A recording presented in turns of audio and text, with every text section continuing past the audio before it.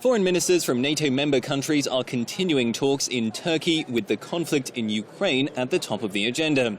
The EU's foreign policy chief, Frederica Mogherini, is also in attendance. She stressed that countries would be focusing on implementation of the Minsk peace deal, an agreement signed last February in the Belarusian capital, which details a path toward the de-escalation of the conflict in East Ukraine between Russian-backed militants and Ukrainian forces.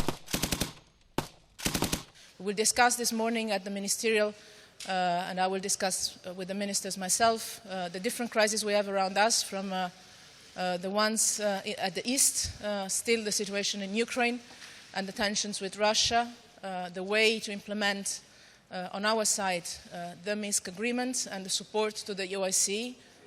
Turkey's Prime Minister has meanwhile urged NATO to support not just Ukraine, but also Crimea, where the indigenous Muslim Tatar population has faced a wave of persecution since the Kremlin's takeover of the Black Sea Peninsula in March 2014.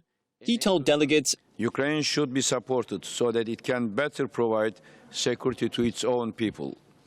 While extending our hand to Ukraine, we should not forget particularly the sufferings of the Crimean people. Illegal annexation of Crimea cannot be accepted in any way.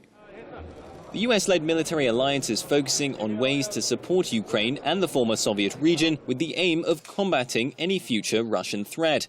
Poland and the Baltic states in particular have been especially concerned since the conflict in Ukraine began more than 1 year ago.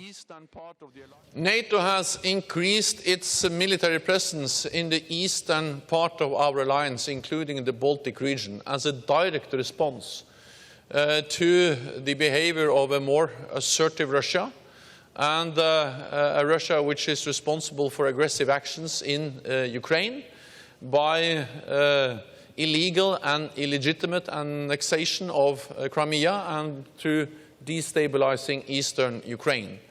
And NATO's main and core task is to protect and defend all allies against any threat.